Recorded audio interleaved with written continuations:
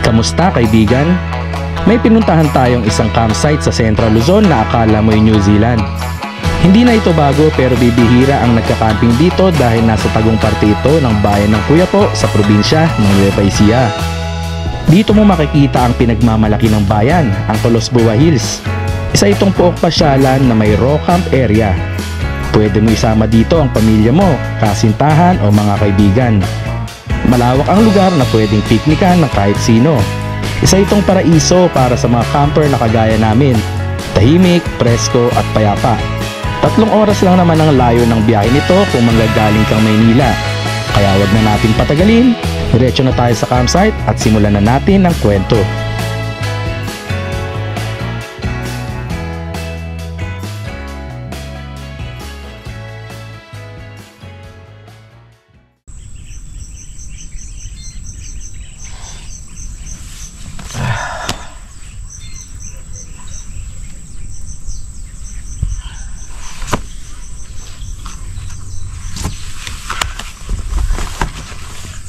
Oh! Ano ginagawa mo dito? Nandito pala si Jenny Bell Show. Gagi. Morning good guys. Another day, another camping na naman tayo ngayon. At syempre Kuya Jerks tayo eh. Tamad tayo mag-setup. Hammock gaming lang tayo dito. So, nandito tayo ngayon sa may Rancho de Cabeleo. Rancho de Cabeleo, kung ano man ang bigkas doon. At kasama natin si The Jenny Bell Show. Ayan. Ang ganda ng view natin dito guys. Yung kanilang mini lake dito sa may Rancho de Cabeleo. Ang sarap, hamok-hamok lang tayo. Si Jenny Bells kasi nag-TP hut doon sa kagabi. Meron mga pinaparent dito, TP hut 1,000 pesos lang eh. So nandito tayo sa camp area para naman masolo natin. Actually ginabi na tayo ng punta dito. Mga inaabot na tayo ng mga alas 6 ata. Pero nag-chat naman tayo sa messenger nila na gagabihin tayo. So wala lang, talaga, wala kami planong mag-vlog. Dala na yung camera eh, sayang eh. Sabi ko, ayoko sana mag-vlog, gusto ko naman mag-camping tayo, yung time-team lang. Wala eh. Sige, vlog natin ngayong umaga lang, kahit saglit lang, para meron lang tayong upload. Ayan masukal dito sa area natin. Tignan nyo. Nung huling camping namin dito, may CR pa dito eh, kaso tinanggal na nila, hindi ko alam kung bakit. Tapos medyo tumubo na yung mga damo, sukal, pero raw vibes, ganda dito. Actually raw campsite naman talaga ito. At the same time, rin siya, nature park. So tayo muna tayo dito. Nagpalipad ng drone kanina si Jenny Bell Show eh. Antindi talaga ng mga ilaw natin na swante, no? Walang patayan yan. Mula kagabi, mga alas 6, binuksan na natin yan. Basta swante talaga, maganda eh. Swante! Ang matagalan. Ganda dito guys. Ang presko. Ang sarap ng simoy ng hangin. Tapos meron silang mga dito. Ayan siso. Ay duyan. Na pwedeng upuan ng mga bata. Kasi nga, yung mga pumupunta dito is mga turista. Na mga taga dito lang din. Tarlac, Nueva Ecija, Pangasinan. Nagpipicture kasi nga ang ganda ng landscaping nila dito. Tapos kita mo yung parang mini chocolate hills ng itong bayan ng Cuyapo. Ayun pa yata yung CR. Akala ko kanina wala. Ayun. Sorry guys, akala ko kanina wala. Andun pa pala yung CR. So pwede pa rin mag-camping dito. Kasi may CR doon sa dulo. Hindi na natin pupuntahan. At natatakot ako eh. Aga-aga natatakot eh. Kagabi hindi naman natakot. Tapos pwede kayo mag-picnic dito, family nyo, ganyan. Nga lang, pag ganitong tanghali, mainit. So kung magsiset up kayo dito, dapat may mga owning kayo pag dyan kayo. Kasi yung camp ko nung nakaraan, last December 2024, nakasama ko yung anak ko, doon kami sa spot na yun nag-camping. Ito yung video niya. Ayan, doon kami. So mga bandang alas 9, mainit na. Tent lang kami, wala kaming tarp mapantaas eh. Pero mainit pa rin pagka Pero maganda doon. Tapos dito ang pinaka safe spot ng pagkakampingan kasi nga sobrang malilim siya, may mga kawayan, pwede nga kayo mag bushcraft dito eh. Tapos doon no, yung mini island na yon sa baba, ayan, pwede kayong mag camp dyan kasi hammock gaming pwede dyan, napakadaming mga maliliit na puno, pwede kayong mag camping dyan. So sa ngayon kasi parang nag-uulan, tumaas yung tubig na itong lawa nila, kaya naging island siya. Pero mababaw lang yan kung gusto nyo lakarin, mababaw lang yan. Doon lang yung bandang part na yun ang medyo malalim. And guys, merong dito guys, ayan merong tindahan dito guys, pwede nyo mabilan ng mga makakain. Ayan, may mga chichirya sila, noodles, ayan. Nagtitinda din sila ng popcorn dito and pizza. Kompleto naman, wala kayong pagkain. Tapos makakapag-order kayo ng makakapag-order kayo ng mga silog meals. Meron dyan mga tinda nila. Ayun yung paligid, ganda. Tapos dito yung pwede mong tambayan, parang waiting area nila. Yan, tapos ando muna, inaayos yung kanyang drone. Hindi rin naman kami magtatagal dito. Ganda ng lake nila dito. Ayun, sarap pwede ka dito magpa-instagramable galing. Dito ka upo, tapos pa-picture ka dito, may island dun sa gitna. Pwede rin kayong mag-renta ng bangka kung gusto nyo mag-boating dyan. Ayan, tapos dito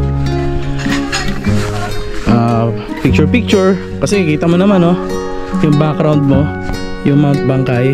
Ayan, picture kayo dito, couple kayo, family kayo. Ayan, background mo yung Mount Bangkay. Tapos meron din doon parang trono, mamaya puntahan natin, mainit kasi. Ayan, merong event yata sila ngayon dito parang birthday doon na dinadaos. Ayan, ganda ng lugar na to. Hindi pwedeng mag-camping dito guys sa part na to kasi pinapanatili nila tong open para sa public na gustong mag picture ganyan. Hindi kayo pwedeng mag-camp dyan. So kung gusto nyo mag-camping dito sa area na to, advice sa amin ng caretaker is during wala ng tao, mga around 5 PM onwards, tapos as early as 7 AM pwede nang tanggalin yung tent pag dito kayo pepwesto. So 5 PM to 7 AM yun yung oras na pwede mag-camping dito sa open area na to. Kasi nga dinadagsa to ng mga tao, park kasi to, nandito sila tuwing ganitong oras, nagpi-picture or dito. So kung gusto nyo naman na 24 hours kayo magka-camping, doon sa pinagpitchan ko ng hammock, saan tayo natulog, doon sa may hammock, doon yung camping area. Or dyan sa mga part na yan, yung kabuuan na yan, pwede kayo mag-camping dyan, pili na lang kayo. So kita pa rin naman yung view. Tapos punta kayo dito, tambay-tambay, ganyan. Ganda talaga ng lake na to. Tahimik naman talaga dito sa lugar na to. Wala kang maririnig na mga sasakyan, huni lang ng mga ibon, mga ganun lang. Picnic area, maganda dito. Tapos mamaya akyat tayo dun sa taas. Yan, mapapanood nyo dun sa vlog ko dito last December, Camping in a Hidden Paradise, yung title ata nun. Na campingan natin dito sa may Rancho de Cabilleo, kasama ko yung aking anak. Ayan. Dito naman tayo guys ngayon sa may taas para makita lang natin yung view. Sa taas ng burol, may mga kambing dito guys. Tapos may nagpi-picnic na family. Ayan. Papahinga yung mga kambing dito, nainitan kasi. So ito yung magandang spot dito sa taas para picnican. Kitang-kita mo yung lake doon, tapos yung campsite, then ito Mount Bangkay. Kung di ako nagkakamali, may vlog si Clyde na dito siya nag-pitch bago sila pumunta ng Baler Aurora. Dito sila nag-pitch ng tent. So Tapos ito yung Mount Bangkay. Dito siya nag-pitch ng tent. Kasi alam ko maaga din siya umalis nun eh. Ayan. Hanggang dito lang yung property nito Rancho de Cabeleo kasi mayroong mga gates. Harang na. So hanggang dito lang yung pwede lakaran. Dito pwede pa mag-spot dyan, no? Rock camping. Dito tayo sa taas. At si Genevieve eh nagka-copy pa ng mga drone shots natin dito.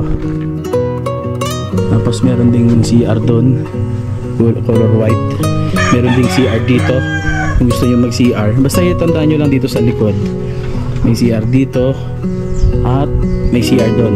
Kung kasi yung CR doon para sa mga naka TP house. Ngayon punta natin yung TP house. Hindi ko na sa inyo hindi ko na para papakita yung CR para puntahan pa. At di na kami na si CR eh. Yung TP house puntahan natin. Tara. Sarap niyan Carlos ah. Guys, si Carlos yung tagapangasiwa dito. At pakakainin niya tayo. Pwede ba makikain doon Carlos? Mag-iihaw sila ng liempo, yung paborito ni Lards. Ayan. Pero puntahan natin muna yung A-house. Yung kanilang pinaparentahan. 1,000 yun, no? Yun, 1,000 pesos daw, guys. So, sama ko si The Genevieve Show. Puntahan natin yung A-house. Dito natulog si Genevieve eh. Kanina eh. Magkano yung binayad mo? 1,000. Oh, 1,000. Isang gabi lang naman yun. Oh, pwede ka mag-park dito. Ayan. Dito natulog si Genevieve. Dito ka ba natulog kanina? Ito siya natulog. Presko naman. Ano bang laman nito Genevieve? Ayun oh.